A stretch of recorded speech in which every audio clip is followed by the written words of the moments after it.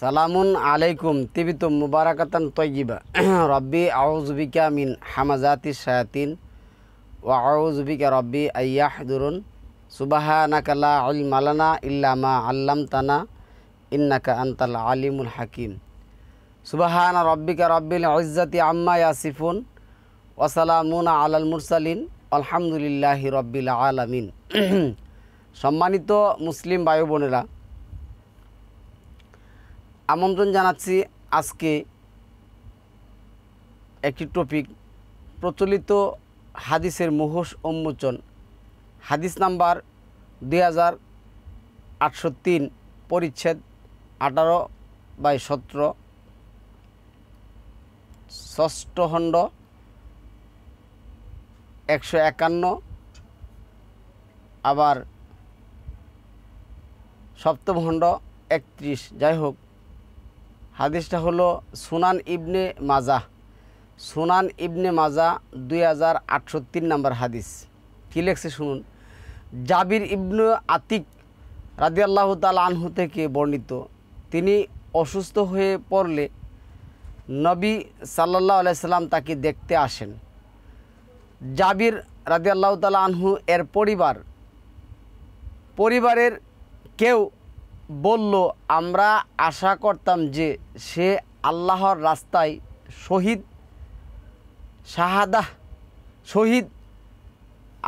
শাহাদা দিয়েছে, সে মৃত্যু বরণ করেছে।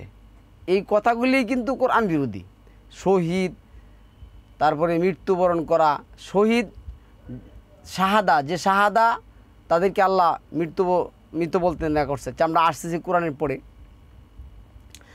আশা করতাম যে সে আল্লাহর রাস্তায় শহীদ, শাহাদা দিয়েছে, সে মৃত্যুবরণ করেছে।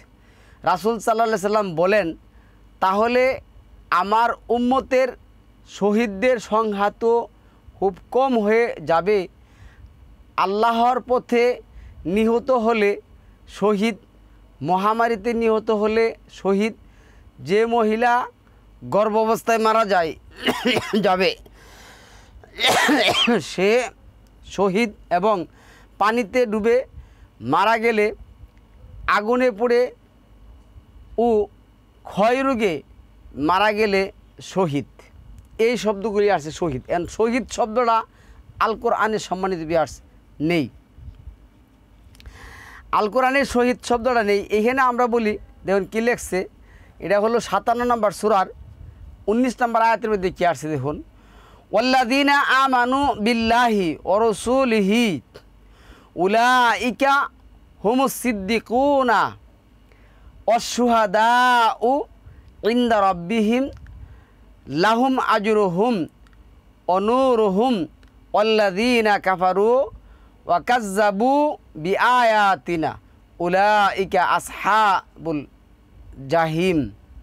যারা আল্লাহ ও তার রাসূলের উপর ঈমান আনে তারাই তাদের রবের নিকট সত্যনিষ্ঠ এবং এহিন আসছে কি শুহাদা, শিন হা দাল মুখ শুহাদা, সাক্ষ্যদাতা।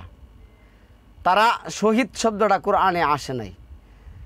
তাদের জন্য রয়েছে তাদের প্রাপ্য পুরস্কার ও যৌতি, এবং যারা কুফরি করেছে ও আমার নিদর্শন অস্বীকার করেছে তারাই জাহান্নামের অধিকারী।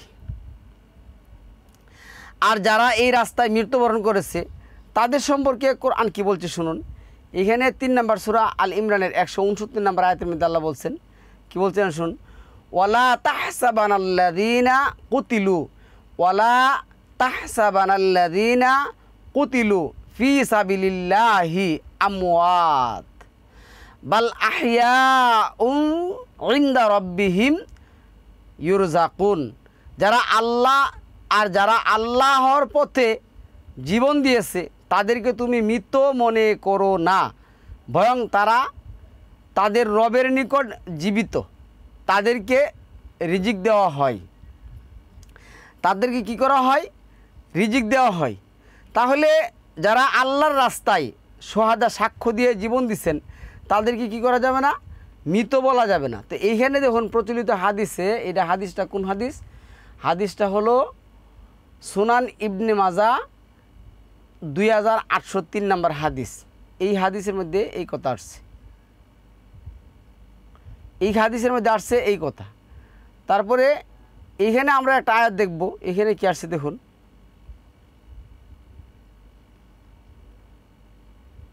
এই যে ওয়ালা তাকুলু লিমাই ইউকতালু ফি সাবিলিল্লাহি আমওয়াতুন বাল আহইয়াউ ওয়ালাকিল্লা তাশউরুন। যারা আল্লাহর প্রতি নিহিত হয়েছে তাদেরকে মৃত বলো না, বরং তারা জীবিত, কিন্তু তোমরা তা অবগত নও। আমি ওই হাদিসটা আবার একটু পড়তেছি সম্মানিত ভিউয়ার্স, আবার একটু পড়তেছি এই কারণে, দেখুন এনে কি লেখছে।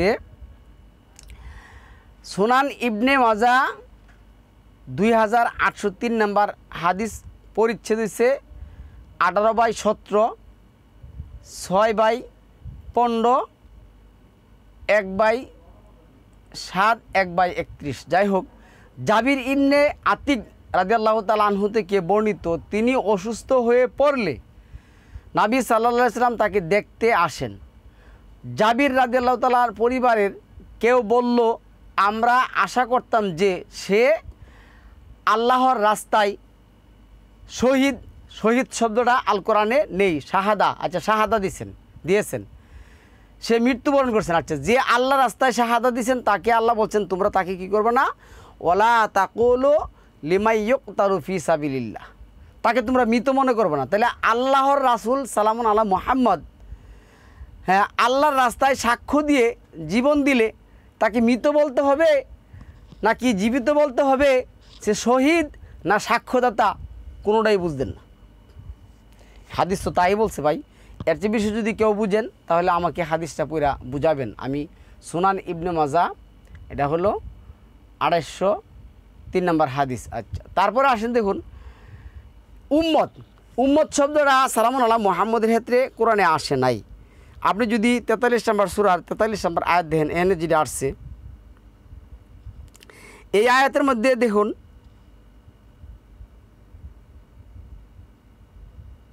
এই যে এর আসছে ওয়া ইন্নাহু লা যিকরুল লাকা ওয়া লিকাউমিকা, ওয়া ইন্নাহু লা যিকরুল লাকা ওয়া লিকাউমিকা, নিশ্চয় ইহা কোরআন তোমার এবং তোমার কাউমের জন্য, কাউম শব্দটা দিল সম্প্রদায়ের জন্য উপদেশ বাণী।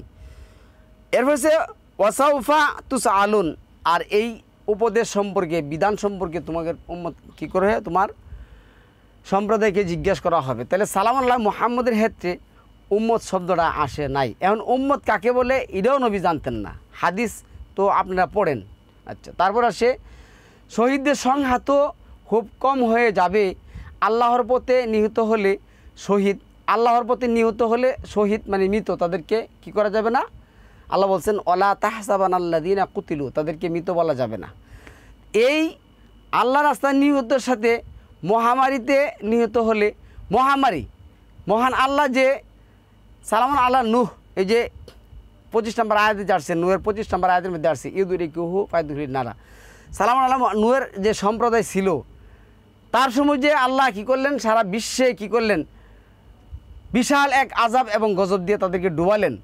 তারা কি করলো, মারা গেল, তাদেরকে কি বলবো। এটা তো 72 নম্বর সূরা নূর যে 1 নম্বর আয়াতে না আসছে, মানে 25 নম্বর আয়াতে আসছে। আচ্ছা, যে মহিলা গর্ভ অবস্থায় মারা যাবে সে শহীদ। তো শহীদ মানে কি, সে সাক্ষ্যদাতা, আল্লাহর রাস্তায় সে সাক্ষ্যদাতা। এবং পানিতে ডুবে মারা গেলে, তো পানিতে ডুবে দেওয়ার মারা গেছে, তারপর এলো আগুনে পুড়ে মারা হয়, রোগে মারা গেলে, এই সমস্ত কাহিনীতে মারা গেলে তাদেরকে কী করা যাবে না, মৃত বলা যাবে না। মাআযাল্লাহ, আমি জানি না এই হাদিসের কি কাহিনী আছে, এইখানে বোঝা যাইতেছে সালামুন আলা মুহাম্মদ উম্মত কী জিনিস বুঝেন নাই, শহীদ কী জিনিস বুঝেন নাই, আল্লাহ রাস্তায় জীবন দিলে তাদেরকে কি বলতে হবে সেটাও বুঝেন নাই, মানে বিভিন্ন ধরনের কিচ্ছা কাহিনী না তারা আনছে। তারপরে সম্মানিত ভিউয়ার্স, আমরা যদি এই হাদিসটা যদি আমরা বিশ্বাস না করি, আমরা হলাম কাফের। চিন্তা করুন এখানে তাদের অবস্থাটা কি, তাদের অবস্থাটা কি। এইখানে দেখুন, আমি তো চশমা ছাড়া তেমন ওটা দেখি না, তারপর বলতেছি একটা আয়াত বলতেছি 16 নম্বর, এ লিখছে 11 নম্বর 16 নম্বর আয়াতের মধ্যে, উলাইকাল্লাযীনা লাইসা লাহুম ফিল আখিরাতি ইন্নান নারু মাআযাল্লাহ ইল্লান নারু ওয়া হাবিতা মা সানাউ ফিহা ওয়াবাতিলুম মা কানু ইয়ামালুন। এরা এমন লোক যে তাদের জন্য আখিরাতে জাহান্নাম ছাড়া আর কিছুই নেই, আর তারা যা কিছু করছে তাও বিফল হবে। তাহলে আজকে দেখুন, কোরআন ভিত্তিক আমল না করলে আল্লাহ কি করছেন, এই যে 11 নম্বর সূরার এই 16 নম্বর আয়াতের মধ্যে আল্লাহ তাদের আমল বিফল হয়ে যাবে, তাদের সব কিছু বিনষ্ট হয়ে যাবে, নষ্ট হয়ে যাবে, তাদের কোনো কিছুই কাজে আসবে না। সব কিছুর সমাধান আল্লাহ কোরআনের মধ্যে কী করছেন, দিয়ে দিচ্ছেন।